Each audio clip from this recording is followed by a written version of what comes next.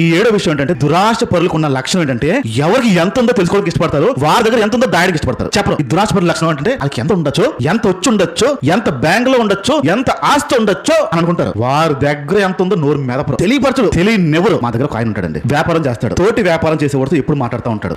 రోజుకి సుమారుగా ఒక 5,000 6,000 వ్యాపారం చేస్తాడు. డైరెక్ట్ లాభమే 5,000 6,000. ఈ అవతల ఇంకో వ్యక్తి ఎవరైతే ఉంటాడో ఆ వ్యక్తి దగ్గర రోజు మొత్తంలో ఒక 500 600, 5,000 ఎక్కడ 500 ఎక్కడ 5,000 సంపాదించోడు వీడితో మాట్లాడుతూ ఉంటాడు. చేసి బాగా ఎంత వచ్చింది బాగా రోజు, ఏ 2 వచ్చే కస్టమర్లు అంతా ఎవరు రాలే అంటాడు. నీకు అని అడగానే నాకు నిన్న నుంచి ఎవరు రాట్లే అంటాడు. ఒత్తిదే అబద్ధం, అన్ని అబద్ధాలే. వీడికి ఎంత వచ్చేస్తుంది, ఆడికి ఎంత వచ్చేస్తుంది, ఆడు ఏం కొనుక్కున్నాడు, ఈడేం కొనుక్కున్నాడు, కొత్త బండి కొన్నాడా, బండికి సీట్ కవర్ వేస్తే కూడా మనిషి అంత కొన్నాడు. కొత్త సీట్ ఇన్సిడెంట్ కవర్ ఇన్సిడెంట్ అంటే డబ్బు వచ్చేస్తుందేమో. సీట్ కవర్ కి ఆడికి ఎంత వస్తుందో ఇదే దృష్టి ఉంటుంది. ఈ దురాశ పరులకున్న లక్షణం పక్కోడికి ఎంత వస్తుంది మనకు దాయాలి, మనకు తెలియపరచకూడదు. మీరు తెలుసుకోవడానికి ఇష్టపడతారా, తెలియపరచడానికి ఇష్టపడతారా, ఏం చేయడానికి ఇష్టపడతాం, కొన్ని తెలుసుకోవడానికి వదిలేయండి. తెలియపరచడానికి ఇష్టపడతారా, మీకు ఏముందో ఎంత ఉందో ఎంత దాచారో తెలియపరచడానికి ఇష్టపడతారా. ఏంటంటే తెలియపరిస్తే అయిపోద్దేమో, దృష్టి తగిలేద్దేమో భయం. ఈ దురాశ పరులకి పక్కడు ఎంత సంపాదిస్తున్నాడా, ఎంత తెచ్చుకున్నాడా, ఎంత దాచాడా, ఎలాగుందా ఇదే ఉంటుంది దృష్టి అంతా. బయట చెప్పడం వాళ్ళ దగ్గర ఎప్పుడూ ఉండదు. ఇదే ఆలోచన.